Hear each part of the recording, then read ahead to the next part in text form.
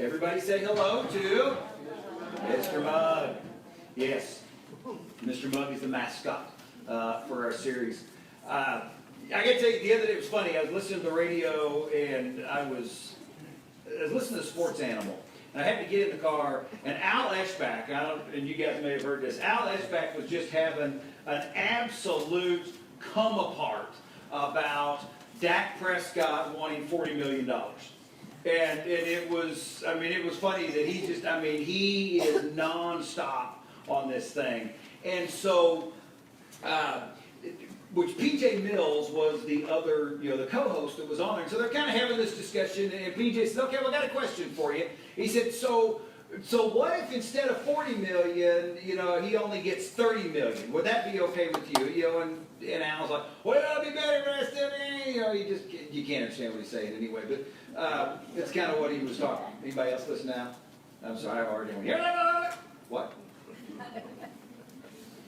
So then PJ says, well, what if he only takes $20 million? Well, that'd be good too. And then PJ Mills said this, and I thought this was a great statement. He says, you know what? Because the fact is, no matter how much money he takes, there will always be people that will think that he's not worth it, that are jealous of what he is getting. And I thought that was so right on, because the fact is, and I know we're talking about athletes and how much money they make for what they work in this, but the fact is that that's true. We're jealous of them. We don't think that they deserve it. We have these little statements that we make, and that led right into, the underlying principle and what we're dealing with today.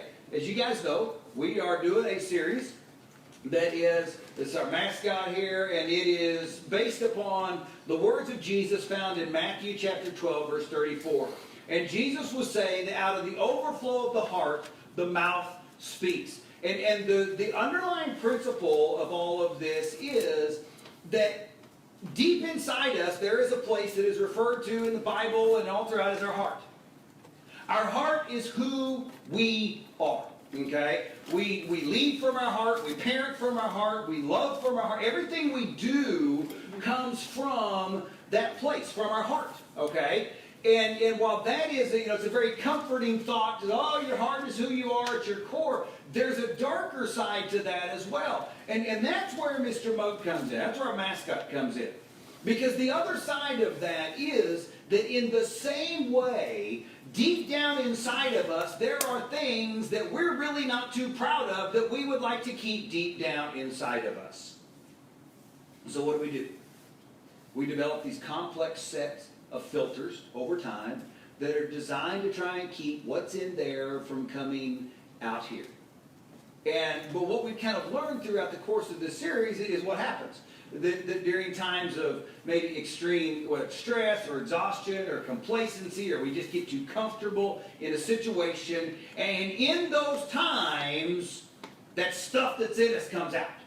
Okay, and we say something that we never say, or we respond in a way that we don't normally respond, or we react to something in a way that we normally don't, and we're like, oh my goodness, that is so unlike me. What do we say? I don't know where that came from. To which Jesus would say, what? I know where it came from. It came from your sick, evil heart. I always like to say that. It's just kind of fun anyway. But the fact is that when those things happen, okay, and we push back a lot on that, because what do we want to say? I'm not a bad person. I'm not evil. No. And so as a result, what we end up doing is we rationalize, we explain it away, we double down on trying to improve our filter, okay, that we want to make sure, do everything we can to not say that again. We're going to double down to put in filters to make sure we don't respond that way again, act that way again, do that thing again. But the fact is that is it's something that's called behavior modification. All we are doing is we are addressing our behavior, which deals with the symptoms, but not the source. And that's why Solomon, wisest man to ever live, wrote these words in Proverbs 4, verse 23. He said, above all else, guard your heart. Why? For it is the wellspring of life.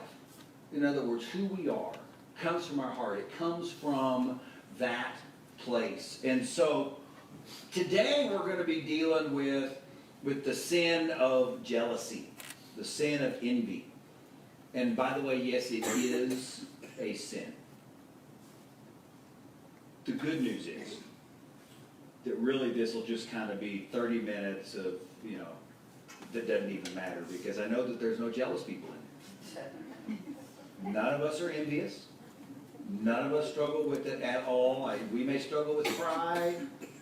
We may have an anger issue from time to time.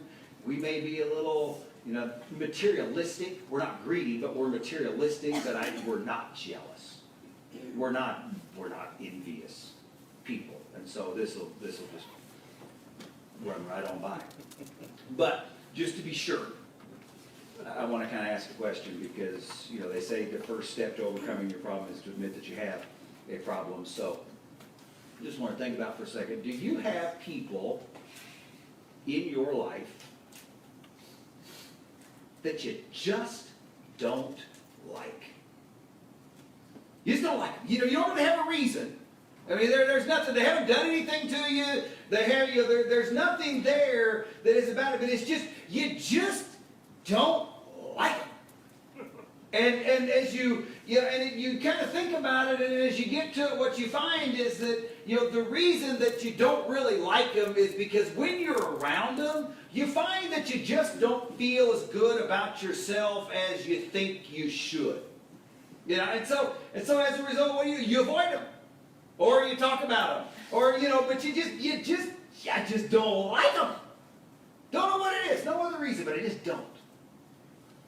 And the thing is, I think if we were to dig down, a little bit deeper, what we would probably discover is that in a lot of cases, these people,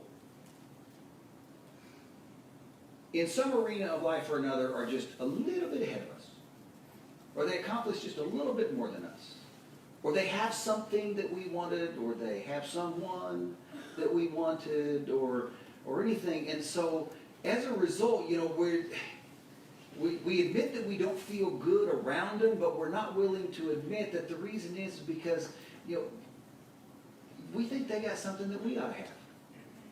We're not willing to admit that we are jealous of, and this is the thing about jealousy and envy, is that it lurks right below the surface. It's just it's in there, and then we get kind of inklings that it's in there because we have these people that we just don't like. We don't know why. They didn't do anything wrong. And so what do? We go, I don't know what it is, but he's just too nice. She's just too pretty. So he's just fake. I love this one. Yeah. If we had that kind of money, we sure wouldn't spend it that way.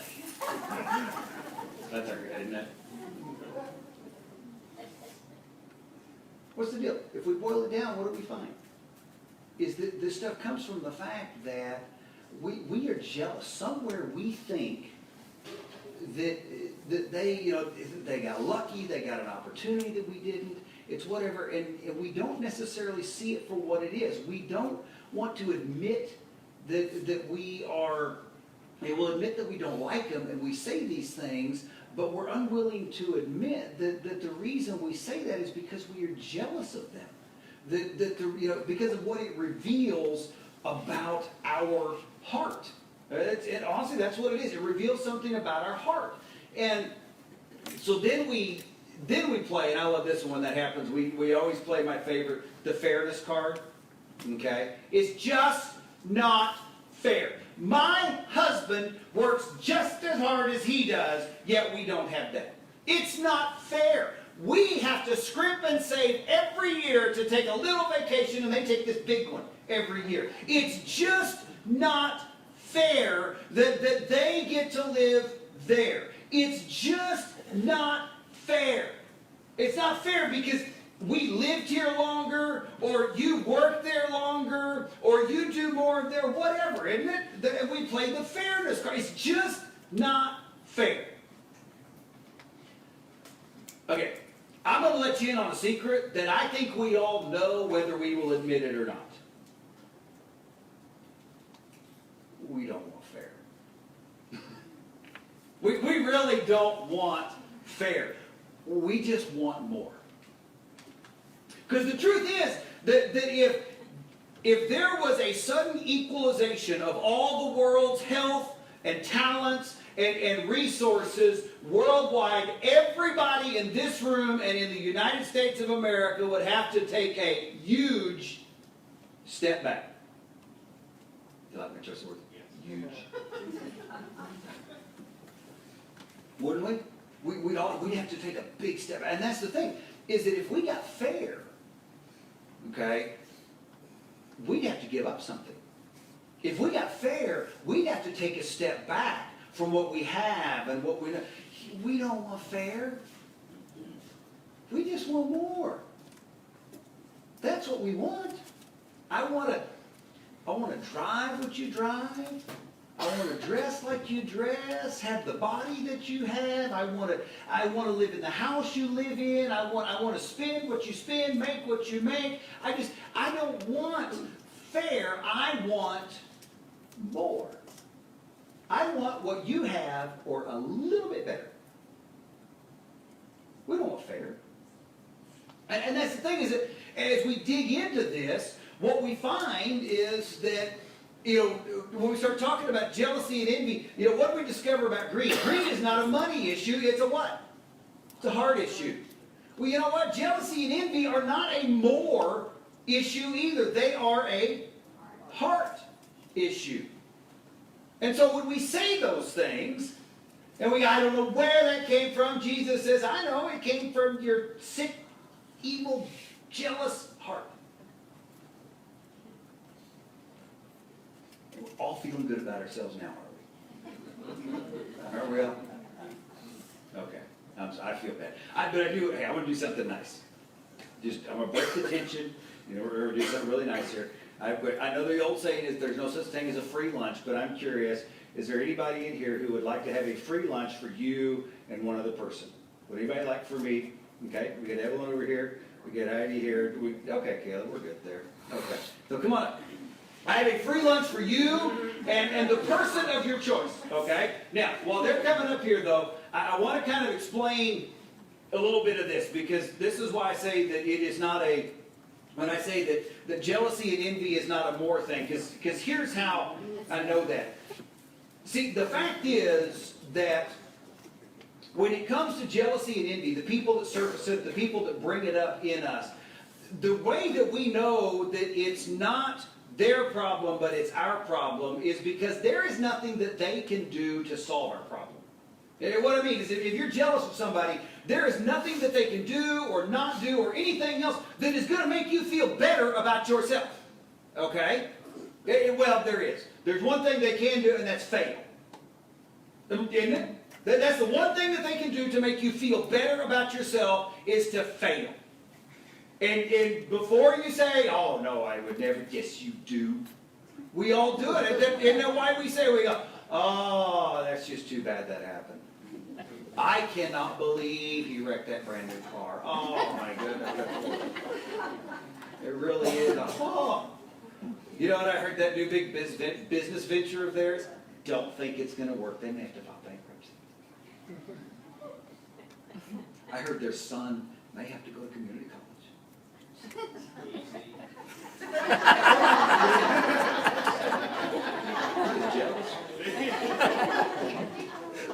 But isn't that what we do? We say these little things, and really what we do is we relish in it.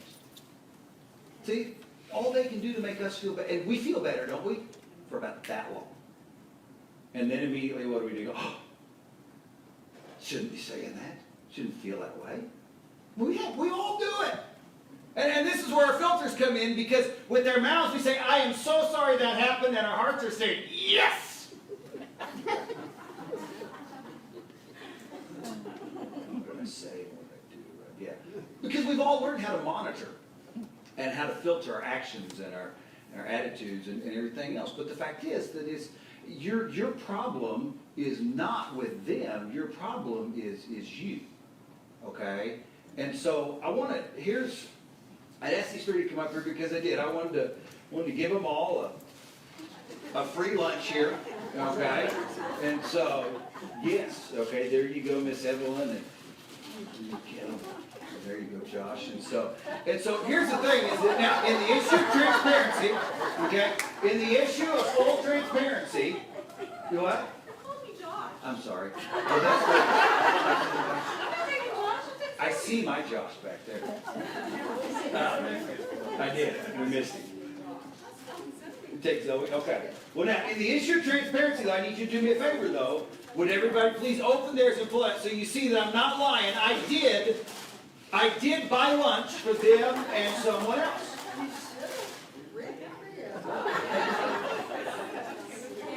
See? Now here's my question. Okay? Here's my question. Should have done that differently. I knew you'd like it. Here's my point, and here's the deal. What'd you get? How much? Just happy to $15 at McDonald's. Hey, with buy one get one for $1 Big Macs, you're good to go. There you go. Okay, what'd you get? $30 at Ribbon. Ooh. By the way, that's Oscar Mayer. Good stuff. Now, here's the I said should have done different. Here's my question though. Okay, we sit here and we look at this. If you remove me from this scenario, from the situation, okay, if they start looking at each other and wonder why one got something and one got something else, the only people that have to look at each other is each other, right? Okay? But here's the question. Is it right for Heidi to be mad because Evelyn got rib crib and she got $30 and Heidi only got $15 to McDonald's? Is it right for that? Or is it right for Caleb, and I know he really likes it, but to be upset because he doesn't even get mustard or mayo, it's just dry bologna sandwiches, and Evelyn has got $30 to rib crib over here.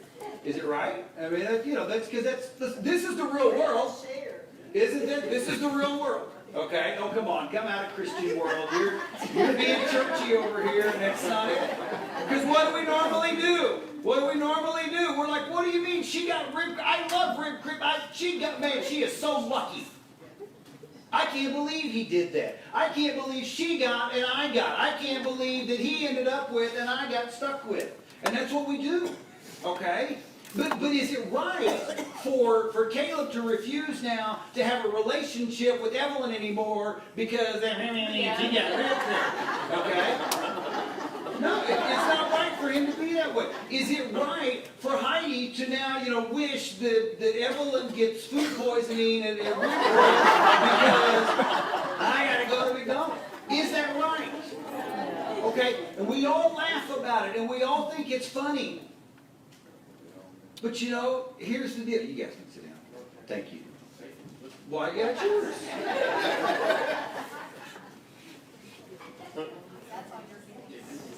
And I know what some of you are thinking is, and Caleb's happy, but what you're kind of thinking is, you're like, you know what? If this was fair, what he'd do is give them all a rib crib gift certificate, because that would be the fair thing to do. I mean, I'd take Caleb home with, sandwich and that. We got 15 over here, we got 30 over there. Well, I'm not going to do it. And you know what? If you got a problem with it, my email, my phone number is in the bulletin. Call me. Seriously, if you got a problem with it. Because I know what we're thinking. That would be the fair thing to do. No, they got what they got. Now, here's where this all comes back around. It makes no sense for Heidi or for Caleb to be mad at Evelyn or vice versa and back and forth because of what they got when I'm the one that decided who got what. Right? See, the fact is you can't remove me from the situation because I am the one that gave out the lunches. I am the one that decided who got what. And so here's the deal, and this is what I think that we all need to understand, because the fact is that, you know,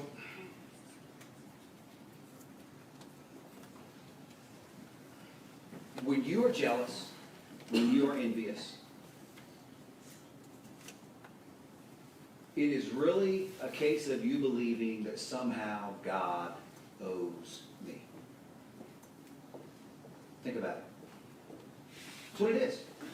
Jealousy says, God owes me that job. Envy says, God owes me that kind of body. God owes me that opportunity. God owes me that family. God owes me that house. God owes me. And that's what it is. Jealousy and envy is you somewhere believing, you look at these people and we take it out on them, but the fact is that I'm the one that gave out the lunches. And you know, when you look at other people and you say, they got a bigger house, they got a better opportunity, their kids are smarter, they're skinnier, they're whatever it is, when you say that and you have jealousy towards them and you dislike it, your problem is not with them. Your problem is that in your heart you believe somehow God cheated you. You believe that God owes you. That's what jealousy and envy is. But I want to tell you something, and I want to read you the word. These words were recorded probably over 2,500 years ago by a pagan king, and this is what he had to say. He does as he pleases with the powers of heaven and the peoples of the earth. No one can hold back his hand or say to him, what have you done?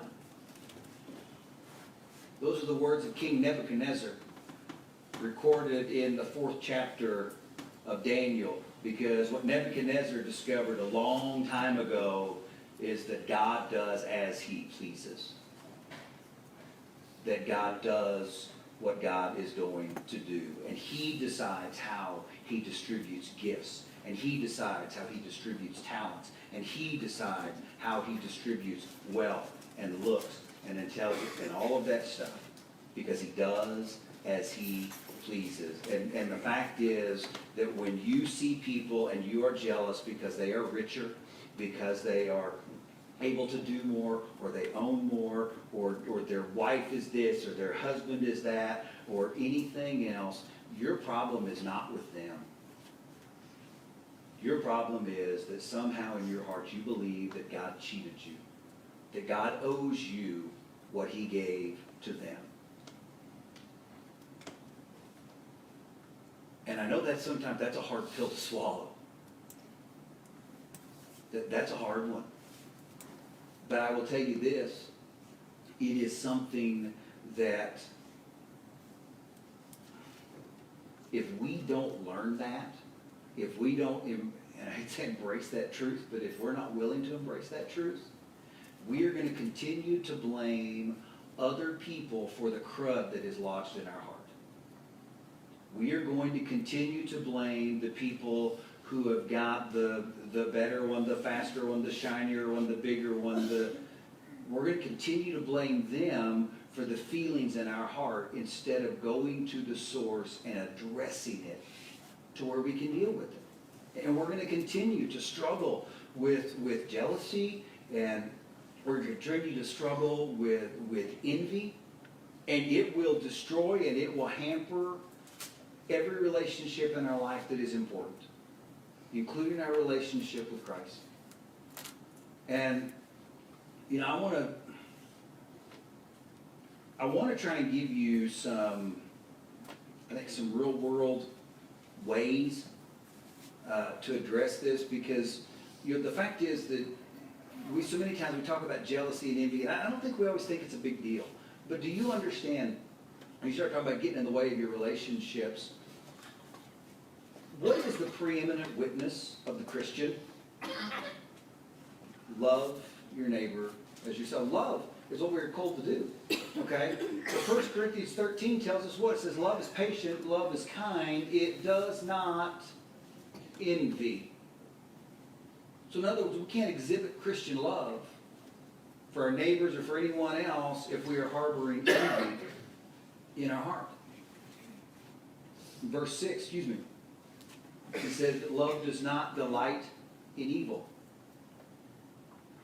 It's exactly what that is when we find pleasure or satisfaction in bad things happening to other people because they were a little bit ahead. When we get that brief moment that says, oh, that's just too bad. Love does not delight in evil. It does not envy. And that's what we do. So the thing is that you can't be envious and jealous and still love your neighbor as we're called to. You can't harbor envy and jealousy in your heart and at the same time exhibit and foster the love that we are called to exhibit.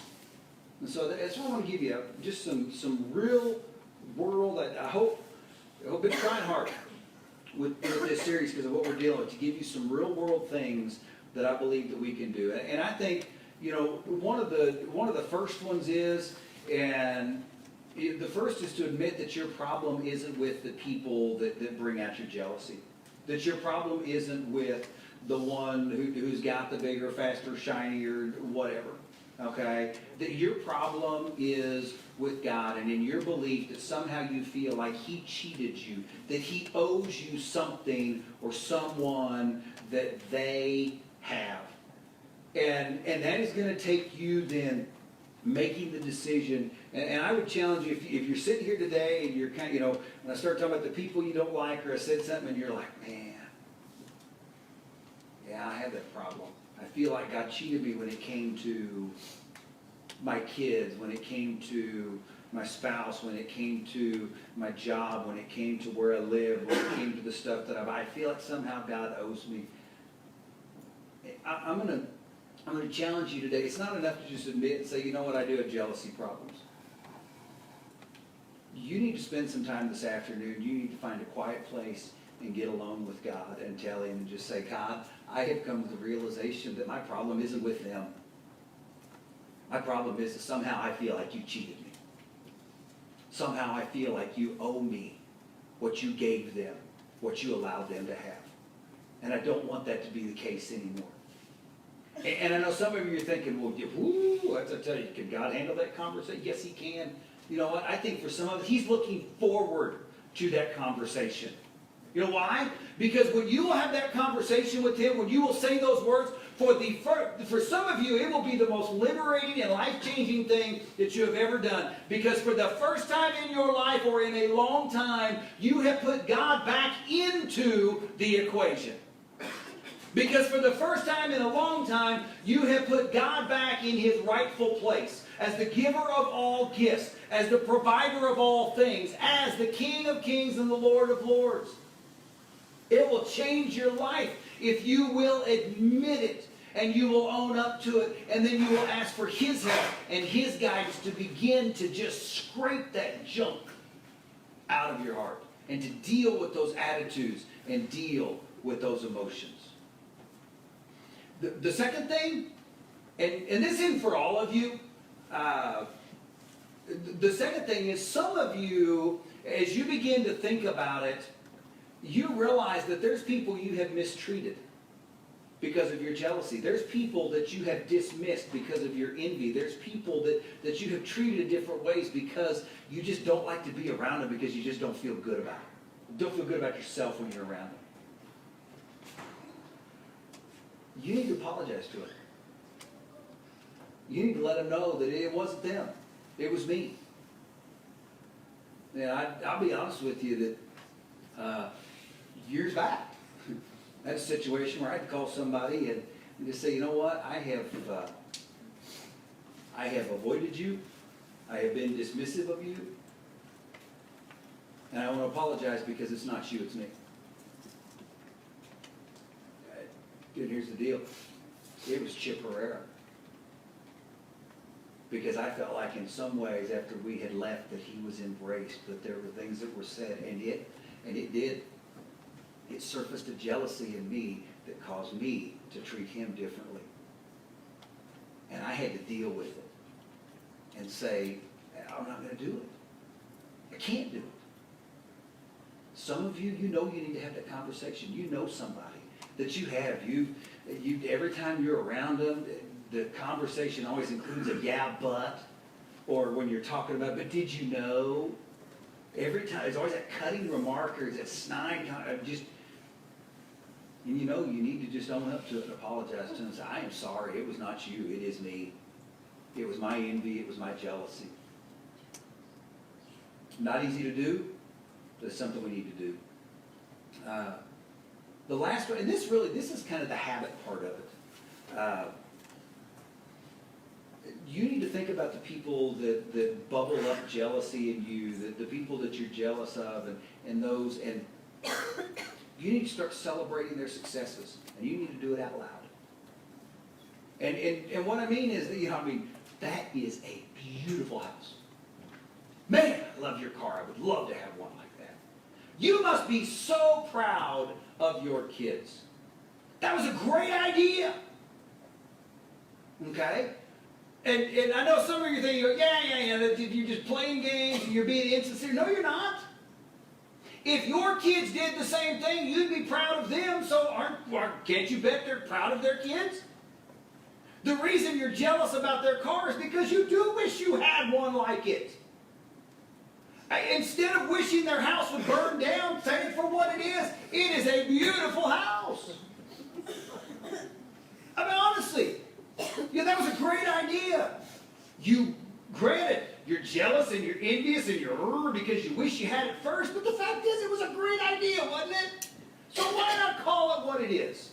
And my point is that where this becomes the habit is that you're not being insincere. You're not being fake. Now, I will tell you, you'll start to say that, and your heart will begin to, that's insincere. No, that's your jealousy, and that's your envy talking, because it doesn't want you to, because he knows that when you begin to open up and to praise and to celebrate the success of others, it begins to break down the hold that jealousy and envy have upon your heart. What you're really saying when you say that is a beautiful house is you're saying envy and jealousy. I know you've been lurking in there for years, but you're coming out.